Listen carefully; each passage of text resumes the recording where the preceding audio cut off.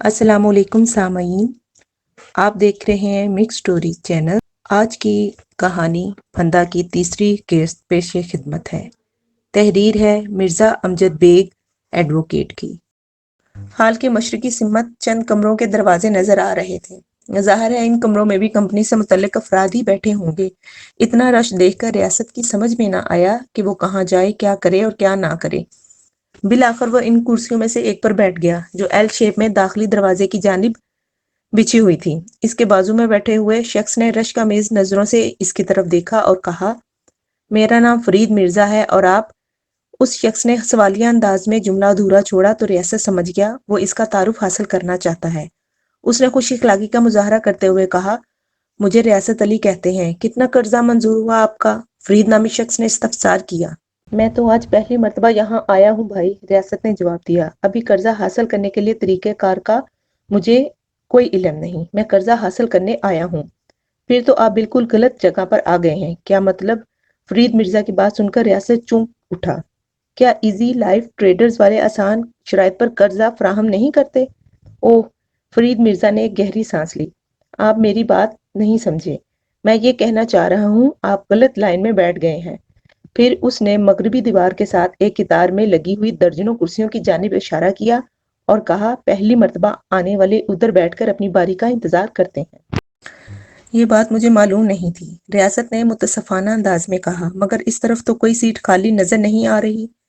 یہاں ہر وقت ایسا ہی رش لگا رہتا ہے، فرید مرزا نے اکتاہٹ امیز انداز میں کہا۔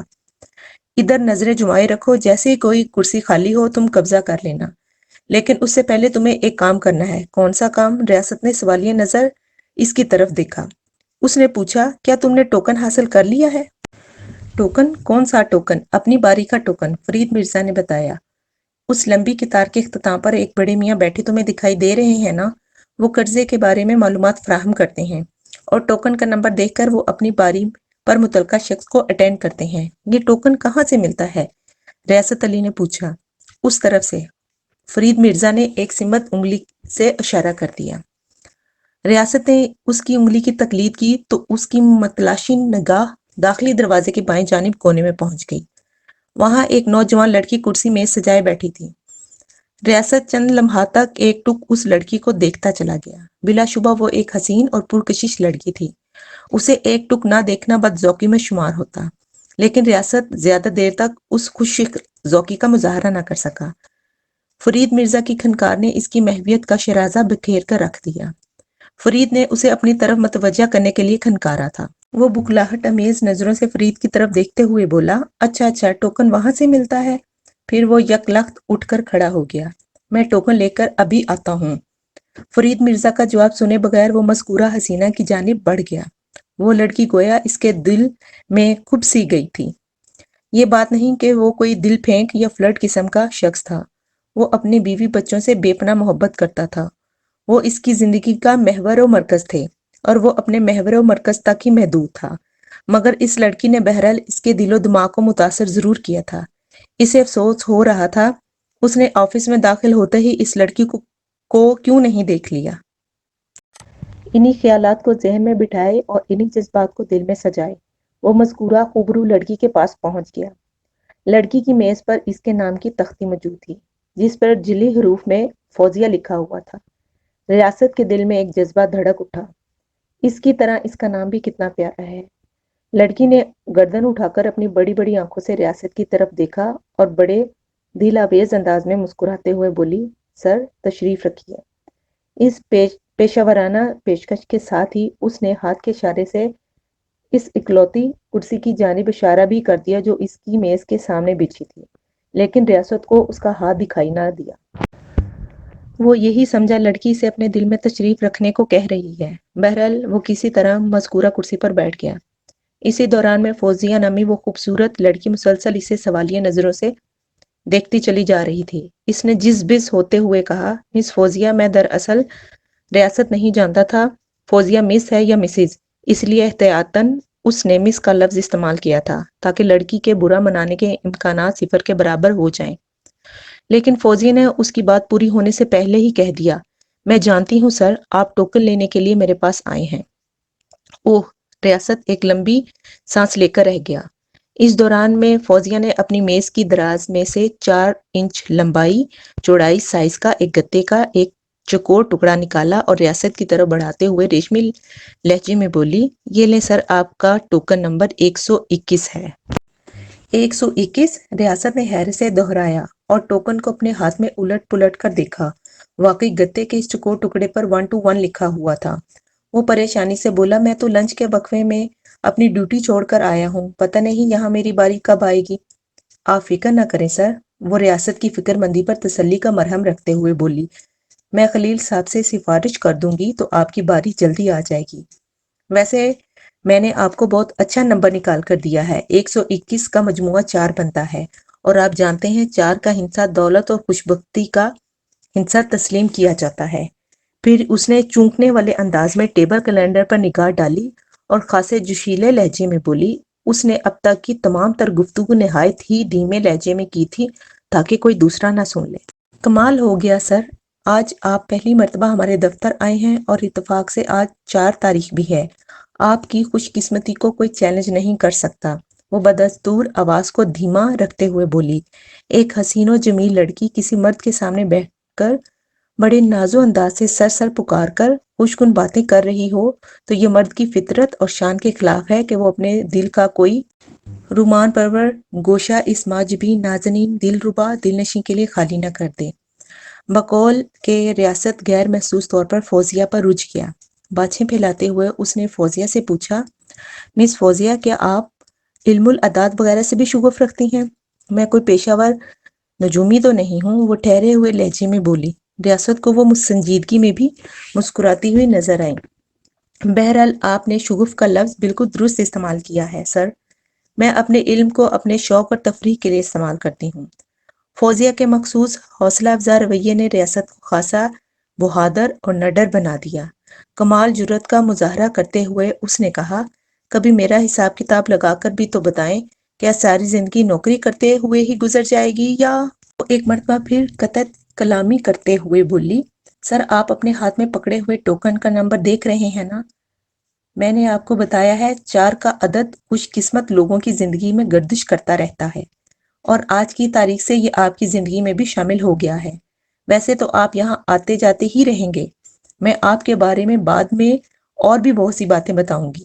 وہ لمحہ بھر کو متکفف ہوئی، پھر سرسری انداز میں بولی، سر اس ٹوکن کی فیس دے دیں پلیز۔ کتنی فیس دینا ہوگی؟ ریاست نے دریافت کیا۔ فوزیہ نے مسکراتے ہوئے بتایا، صرف 100 روپے۔ صرف 100 روپے کا ذکر اس نے ایسے کیا جیسے محض 1 روپے کا مطالبہ کر رہی ہو، لیکن ریاست علی نے بے چوں چر اپنے پرس میں سے 100 روپے والا نوٹ نکال کر فوزیہ کی طرف بڑھا دیا۔ فوزیہ نے رقم کو میز کی دراز میں رکھا اور آواز دبا کر رازدانہ انداز میں مستفسر ہوئی، سر آپ کی شادی ہو گئی؟ یہ ایسا سوال تھا کہ ریاست علی چکرا کر رہ گیا۔ اس کی سمجھ میں نہ آیا کہ صاف گوئی کا مظاہرہ کرے یا داراگوئی سے کوئی کام چلائے۔ دل تڑپ تڑپ کر مطالبہ کر رہا تھا وہ فوزیہ سے کہہ دے کہ ابھی اس کی شادی نہیں ہوئی، لیکن پاسبان عقل تنبیہ کر رہا تھا بری بات جھوٹ نہیں بولنا چاہیے۔ لمحاتی سوچ و بچار کے بعد اس نے ایک محفوظ راہ تلاش کر لی۔ بڑے اعتماد سے بولا، ابھی کہاں، قسمت بدلے تو اس بارے میں بھی سوچا جائے۔ فوزیہ نے معنی خیز نظر سے اس کی آنکھوں میں جھانکا اور گردن کو مخصوص انداز میں جھٹکتے ہوئے بولی، سوچنا شروع کر دیں سر، آپ ہماری کمپنی میں قدم رکھ چکے ہیں، اب قسمت بدلنے میں دیر نہیں لگے گی۔ اس نے فوزیہ کی مہموم اور مبہم پیشکش کے جواب میں باچھیں اور آنکھیں ایک ساتھ پھیلا کر اس کی طرف دیکھا اور اسپات میں سر ہلاتے ہوئے اٹھ کر کھڑا ہو گیا۔ فوزیہ نے کہا، آپ جائیں سر، میں خلیل صاحب کو آپ کے بارے میں انٹرکام پر انفارم کرتی ہوں۔ ریاست نے کرسی سے اٹھ کر کرسیوں کی لمبی قطار کی طرف دیکھا، مگر ابھی تک وہاں کوئی سیٹ خالی نہیں ہوئی تھی۔ وہ ایل شیپ میں لگی ہوئی کرسیوں کی جانب بڑھ گیا۔ اس کا ضمیر بار بار اسے ملامت کر رہا تھا کہ اس نے فوزیہ سے اپنی شادی کے بارے میں جھوٹ کیوں بولا۔ اس کی محبت کرنے والی وفادار بیوی اور 3 ننھے منھے پیارے پیارے بچے ہیں۔ اس قسم کی حرکت اسے زیب نہیں دیتی۔ کرسی پر بیٹھنے سے پہلے وہ خود کو تسلی دینے کے لیے بیچ کی راہ تلاش کر چکا تھا۔ اس نے اندر کی آواز کا گلا گھونٹنے کے لیے ضمیر کو یہ تھپکی دے کر سلانے کی کوشش کی تھی، میں نے یہ جھوٹ کون سا سنجیدگی اور مستقل بنیادوں پر بولا ہے؟ میں تو اپنی بیوی بچوں سے شدید محبت کرتا ہوں۔ فوزیہ کو آزمانے کی خاطر میں نے کہہ دیا کہ ابھی شادی نہیں ہوئی۔ اس طرح دراصل میں اس کے علم کو آزمانا چاہتا ہوں۔ میں دیکھتا ہوں وہ علم العداد کے ذریعے یہ جاننے میں کامیاب ہوتی ہے یا نہیں کہ میں شادی شدہ ہوں یا غیر شادی شدہ۔ عقل کی عیاری سے انکار ممکن نہیں۔ انسان اپنی فطرت اور جبلت سے مجبور ہے۔ جب کوئی خوبصورت لڑکی دل برانہ انداز میں کسی غیر شادی شدہ مرد سے یہ سوال کرے کہ اس کی شادی ہو گئی ہے کہ نہیں، تو 90% مردوں کا جواب عموماً یہی ہوتا ہے، نہیں ابھی نہیں۔ ریاست علی فرید مرزا کے برابر میں آ کر بیٹھ تو گیا، لیکن اس کی گردن اسی سمت مڑی ہوئی تھی جدھر فوزیہ کی سیٹ تھی۔ فرید مرزا چند لمحات تک تو اس کی یہ لچھن دیکھتا رہا، پھر اس سے رہا نہ گیا اور اس نے پوچھ لیا، ریاست میاں کیا تم وہاں کچھ بھول آئے ہو؟ نہیں، وہ کھسیانہ سا ہو کر فرید مرزا کی طرف دیکھنے لگا۔ فرید نے ٹٹولتی ہوئی نظر سے اسے دیکھا اور پوچھا، ٹوکن حاصل کر لیا تم نے؟ جی، یہ دیکھیں۔ ریاست نے گتے کا چکور ٹکڑا اس کے سامنے کر دیا۔ 121واں نمبر ملا ہے، لیکن مس فوزیہ نے کہا ہے وہ خلیل صاحب سے میری سفارش کر دے گی۔ اچھا، وہ بڈھا کھسٹ؟ فرید مرزا نے لمبی قطار کے اختتام پر شمالی دیوار کے ساتھ بیٹھے ہوئے ادھیڑ عمر شخص کی طرف اشارہ کیا اور کہا، یہ شخص تو بڑا ہی بد مزاج اور بدتمیز ہے۔ مجھے نہیں امید کہ کسی کی سفارش وفارش بھی سنتا ہو۔ وہ لمحہ بھر کو متوقف ہوا، پھر قدرے طنزیہ لہجے میں کہا، لیکن ریاست میاں کچھ کہا نہیں جا سکتا۔ ہو سکتا ہے تمہاری فوزیہ کی واقعی چل جائے۔ تم اچھا خاصا وقت اس کے ساتھ لگا کر آئے ہو۔ میرے خیال میں تو یہی خیال گردش کر رہا تھا کہ چیک لے کر ہی وہاں سے اٹھو گے۔ ریاست نے اس کے انداز میں شامل کارڈ کو اچھی طرح محسوس کر لیا۔ وہ یہی سمجھا فرید مرزا اس سے جیلس ہو رہا ہے۔ پتہ نہیں کیوں آپ و آپ ریاست فوزیہ کو اپنی پراپرٹی محسوس کرنے لگا تھا، اس لیے فرید مرزا کا طنز اسے کچھ زیادہ ہی چبھا۔ جواباً وہ بھی وار کرنے سے نہ چکا۔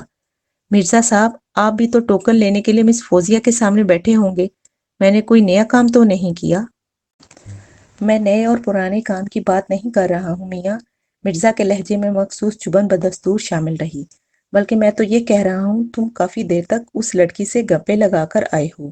وہ بھی بڑی مسکرا لجا کر تم سے باتیں کر رہی تھی۔ ہمیں تو تمہاری مس فوزیہ نے چٹکی بجاتے میں ٹرخا دیا تھا۔